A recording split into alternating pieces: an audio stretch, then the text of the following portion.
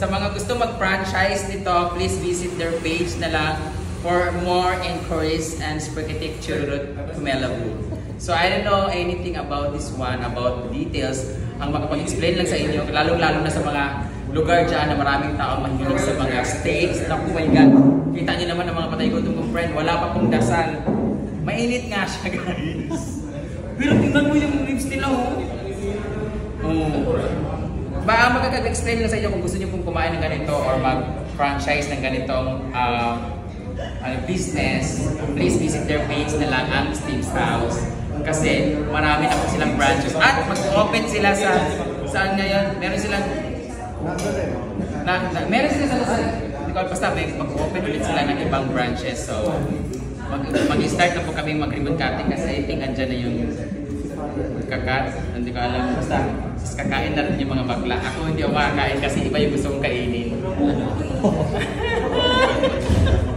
Let's go! Wala pa man doon. Wala ka man.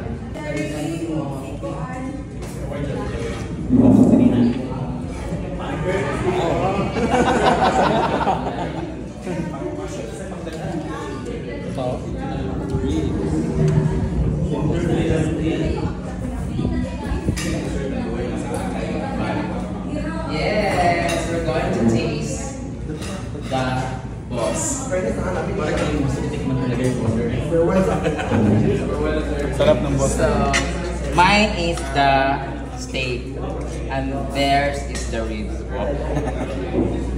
So, we guys say first time. Or kaya. Siyempre, ang dami na natin natikman kasi siyempre ang mga mayaman, di ba? Marami, puro ganito yung mga kinakain. Paano kumain ng mayaman? Hindi inuubos.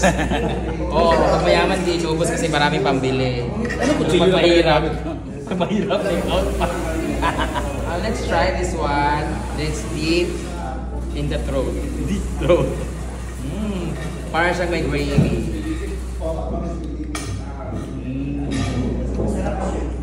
Ayun. Bubok ka ni kayo.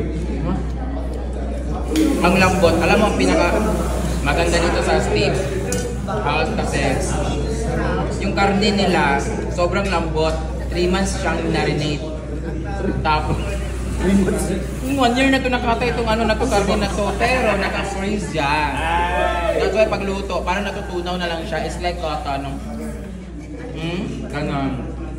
Kasi di ba may mga steak or mga karne na pag kinain mo talagang makunat tapos isiksik sa ngipin tapos pagkatapos parang goma. Ito grabe. Sarap na. Grabe sobra. I should know because ako yung nagkatay nito. So 3 months ago kinatay namin. Oh, I love the taste and the saltiness. Parang siyang their saltiness, it's really, you know. Ako kasi maalatin kasi ako. So hindi siya ganun kaalat, hindi siya matabang. So, sakto lang sa panlasa ko. Laman yan, di ba? Uy. Hangover man din. Laman. Ang laman, no? Grabe. Parang hindi siya bagay talaga pag inano. Dapat talaga. Di ba? Mas masarap naman. Masarap talaga. Grabe. Uy, nang kinahot pa ako. Ano ang kaalo? Kami ang alam mo, kahit na yung over ako, hindi ako. Boy! Masarap siya pang lasa sa ano. No? Pinoy na Pinoy yung lasa. Mas masarap daw pag Kasi sa totoo lang talaga, hindi mo naman talaga, ano mo yung, hindi mo ma-appreciate yung lasa ng pagkain or yung pagkain mo kung gagamitan mo ng ganito. Okay lang pag mga medyo formal. Pero ito, mga squatter naman ang kasama ko. So okay lang. Sobrang sarap.